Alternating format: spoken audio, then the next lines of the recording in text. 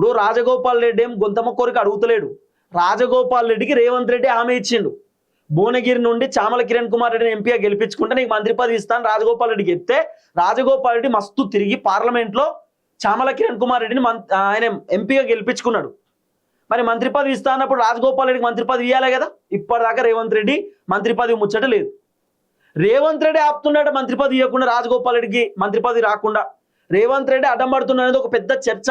మళ్ళీ రేవంత్ రెడ్డి ఉత్తమ్ కుమార్ రెడ్డి మీద కూడా నెట్టిండట. ఉత్తమ్ కుమార్ రెడ్డి అడ్డుకుంటున్నాడు. రాజగోపాల్ రెడ్డికి మంత్రి పదవి ఇవ్వాలంటే ఉత్తమ్ కుమార్ రెడ్డి వాళ్ళ వైఫ్ కూడా మంత్రి పదవి కావాలని ఉత్తమ్ కుమార్ రెడ్డి చెప్తున్నాడు. రాజగోపాల్ రెడ్డికి ఎట్లు ఇస్తారు, ఒక్కింట్లో ఇద్దరు అన్నదమ్ములకు ఎట్లు ఇస్తారు, మరి అట్లు ఇస్తే మా భార్య గుడియమని చెప్పి ఉత్తమ్ కుమార్ రెడ్డి అడ్డం పడుతుండని చెప్పి పాపం ఉత్తమన్న పైన నెట్టారు.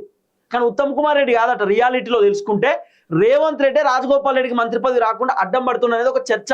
అందుకే రాజగోపాల్ రెడ్డి కోపం వచ్చి రేవంత్ రెడ్డి పైన ఆయన విమర్శలు చేస్తున్నాడు. రేవంత్ రెడ్డి పైన కోప్పడుతున్నాడు. రేవంత్ రెడ్డి పైన అసంతృప్తితో రాజగోపాల్ రెడ్డి ఉన్నాడు.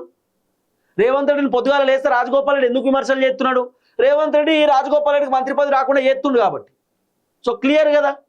ఇక రెండోది, ఇబ్రాహీంపట్నం ఎమ్మెల్యే మల్రెడ్డి రంగారెడ్డి.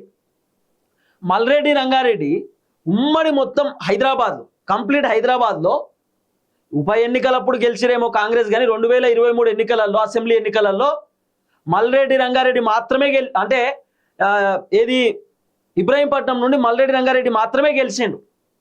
కాబట్టి మల్రెడ్డి కూడా నాకు మంత్రి పదవి కావాలని అంటున్నాడు. హైదరాబాద్లో మొత్తం బీఆర్ఎస్ సీట్లే వచ్చినాయి. కాంగ్రెస్ పార్టీకి ఎక్కువ సీట్లు రాలేదు.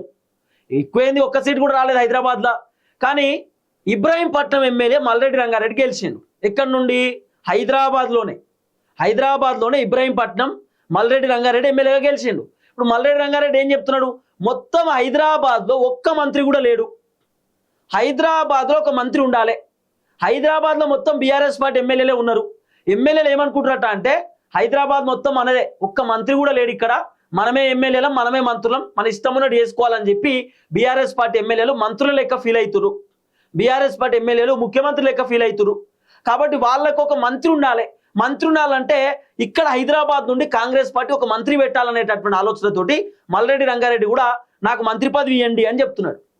ఒకవేళ నేను రెడ్డిని, మీరు ఓసీకి మంత్రి పదవి ఇయ్యొద్దు అనుకుంటే, ఇయ్యలేము అనుకుంటే నేను కాంగ్రెస్ పార్టీకి రాజీనామా చేస్తా, ఎమ్మెల్యేగా రాజీనామా చేస్తా, ఒక బీసీకి టికెట్ ఇవ్వండి, నేను డబ్బులు ఇచ్చి గెలిపించుకుంటా, లేకపోతే ఒక ఎస్సీ ఎస్టీకి టికెట్ ఇవ్వండి, నేను డబ్బులు పెట్టి గెలిపించుకుంటా, ఆయనకు మంత్రి పదవి ఏమని చెప్పి మల్రెడ్డి రంగారెడ్డి చెప్తున్నటువంటి మాట.